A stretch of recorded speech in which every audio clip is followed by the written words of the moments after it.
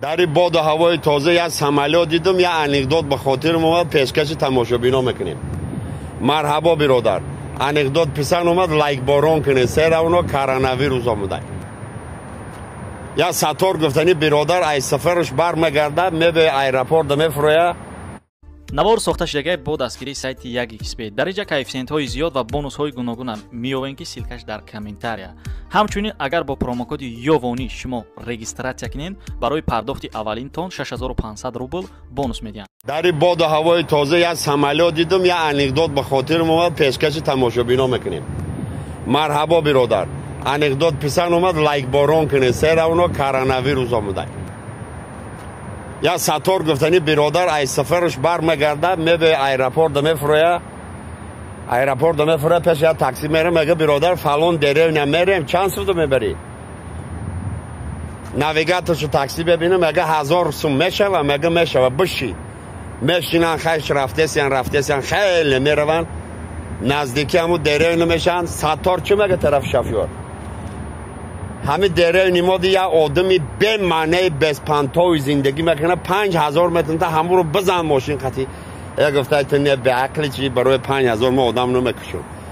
10000 متر تا نه 20000 متر تا نه متر دیوانی چی برای 20000 ما آدم میکشم. همه خیر رفته سیان که همون مرده که بسپانتوی کوچه ده میبروه. گفته اکا شوفیر این همه آدمه بزن شه 20000 دلار بتیم ته بزنه. نگفته برادر، ما برای 20000 دلار برای پول شده آدم نمیزنه ماشین خطی. خب مرده که بیچاره میگذاره بر میره،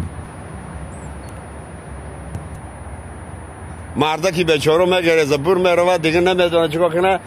تاکسی خطی شافیور میمونه، های که میگه بخواستناف که میگه بیچاری براتان ساتور سمکش میگیره، ای ماشین نفره، میگه تو چه خیلی تاکسیستی؟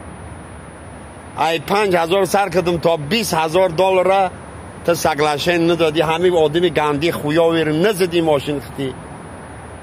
گفته من ترام یا بردی، گفتم من برای پول شدی اگه من کار نمیکنم.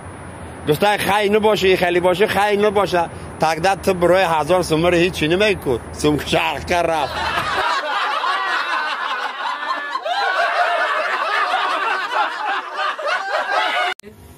بفرما براتان نیست خبره همین میریختگی اون پریکو برای آدمای بلدیاش دی؟ برای بلدیاش باید چه خیلی نیسته براتان دیمو جان ردنای جان کو حتی میدونه شهر بیرور دارد برای لوبایشی سخن میدونه. یه بار دیگه با سلامتی سرین هم برادرهای غریب میبرداریم، قصه پیشنهاد میکنیم به خاطر برادر که روز مهمونی ما خیلی مگه که مهمان عطای خداست، وقتی که فرستاده خدا باشه عطای خدا باشه چه خیلی سخنی رد نمیکنی. پریاد براتن